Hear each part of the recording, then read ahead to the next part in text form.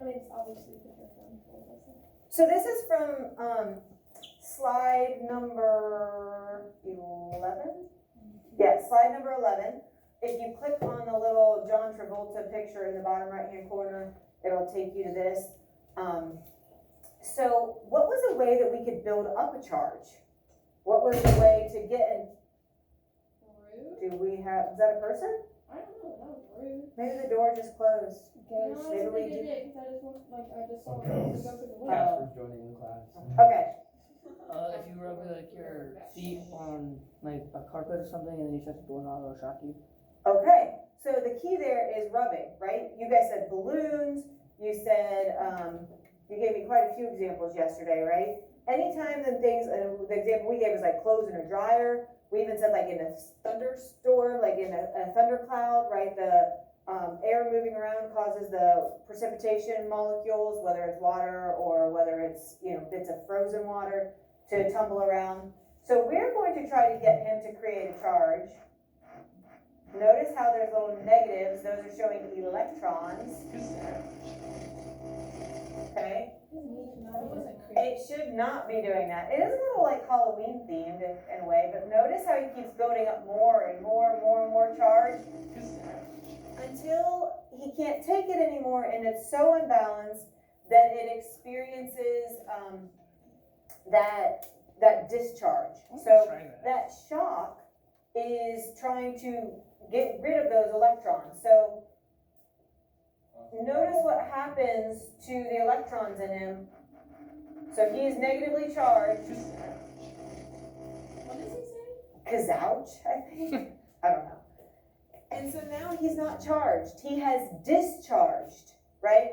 Meaning that he has gotten rid of that charge. So just kind of a fun little thing, and and you should not be able to What about the arm? do that. So this can move, and notice the closer he gets to the doorknob, the quicker he discharges, because the farther away, it's like that fart funk, right? It's invisible, and the closer you are, the more intense.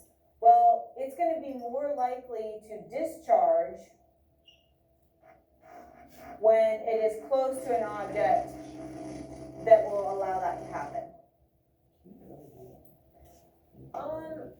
If you had a good rug that was easily giving you its electrons, it would happen. I have a wool rug right beside my door. Oh, It's really long though. really? So you could really, shock Drew. Do it. Alright. Say, that was from Mrs. Tobin. Alright. Alright, because tell him he's the worst whisperer in the world. He doesn't know how to whisper. No, he doesn't. And he doesn't know how to keep his mouth shut either, so. Shoot, now it's on tape. It's out there for the world. I'm busted. No, I tell him all the time that he doesn't know how to whisper. Okay, so we're gonna just start into magnetism. Yeah. Start. I think I did. Will you check to see if it's Yes, gosh. so it's a little bit chaotic because I do it for my first period, and then I don't second period, and then I do third period. So it's like, have I recorded? Have I not? So, all right, people at home, sorry, we're a little chaotic. Which they know that. No, just. So let's move on to our second type of non-contact force, and that's magnetic fields, okay? So as we look at this, we know that magnetic fields are gonna exist around magnetic items. That's the appropriate property. So the appropriate property for electrical was charge. The appropriate property for magnetic fields is being magnetic. So like my pen, right, the clip is magnetic.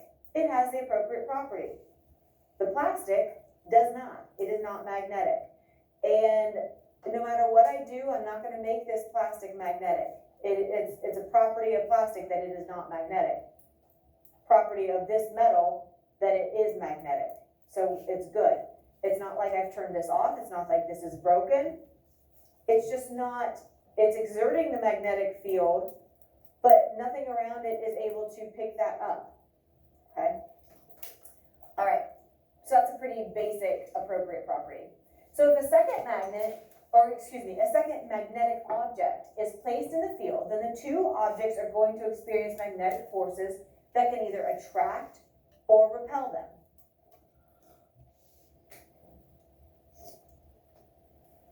And magnetic forces, just like our fart funks and just like our electrical, are going to weaken rapidly with increasing distance.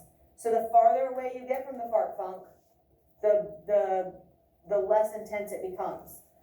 The farther you move away from that magnetic field, the less intense it becomes.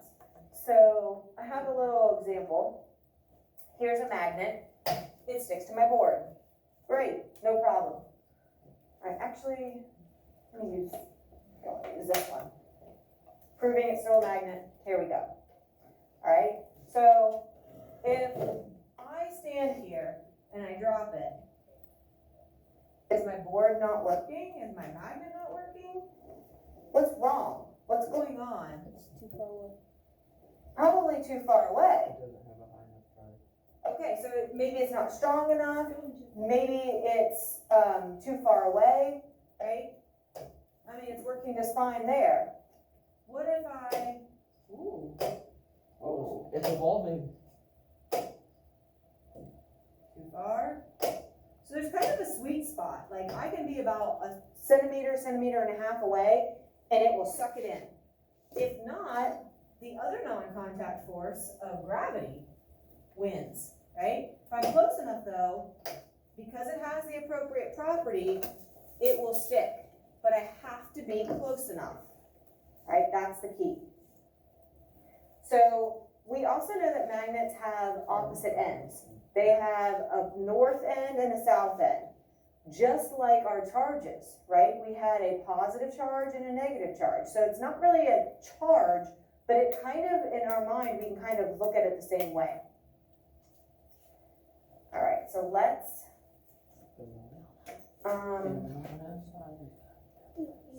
let me see how long this one was.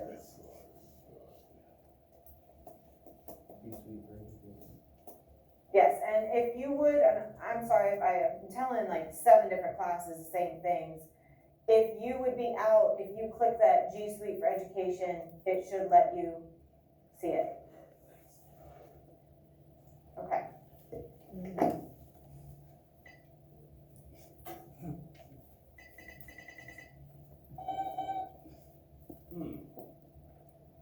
All robot repair shop, Ray Magnets.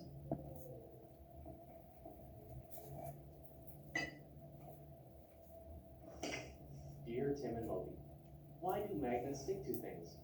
From Jen. A magnet is any material that produces a magnetic field. Yeah, a magnetic field is basically a force field. It's an invisible area of force that extends all around a magnet. That force attracts metals like iron, nickel, and cobalt. When those metals fall inside a strong enough magnetic field, they become temporarily magnetic. Well, all metals have arrangements of atoms inside them called magnetic domains. Usually, the poles of these domains are jumbled up, so they pretty much cancel each other out. But the domains inside of a magnet are a different story. In a magnet, all of the domains are lined up so that they face in the same direction. That creates a magnetic field. The magnetic field temporarily lines up the magnetic domains in the paperclip, so it becomes a magnet too. Magnetic fields get weaker the further away from the magnet you go. So if the paperclip is too far away, the magnet can't pull it in. Right, every magnet has a north and south pole. In fact, if you cut a magnet in half, the 2 magnets you're left with both have north and south poles. It's true that opposites attract. A north pole will attract a south pole. But try to get one north pole together with another north pole, and they're just not interested. You can force them together, but they repel each other. Any magnetic metal has north and south poles too, and weak magnetic fields surrounding them. Oh, magnets get their name from a type of iron ore called magnetite. Thousands of years ago, people in ancient Greece and China noticed magnetite's strange properties. When small pieces of iron were rubbed against it, those pieces would start to act, well, kind of funny. When the pieces were free to turn, one end always pointed north. Yep, those pieces of iron were the first compasses.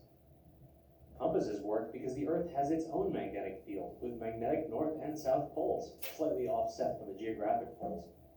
It pulls at lightly balanced pieces of metal, like a compass needle. That's why a compass needle always points north. Magnets have tons more uses besides compasses though. Electromagnets are everywhere, in electric motors, circuit breakers, doorbells, you name it.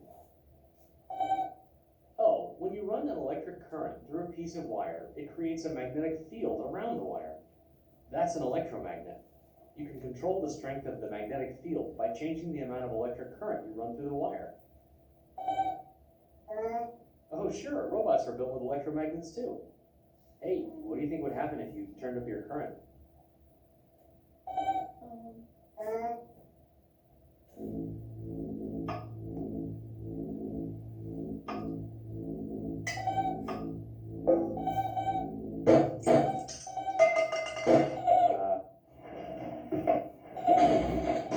I can hear the pain.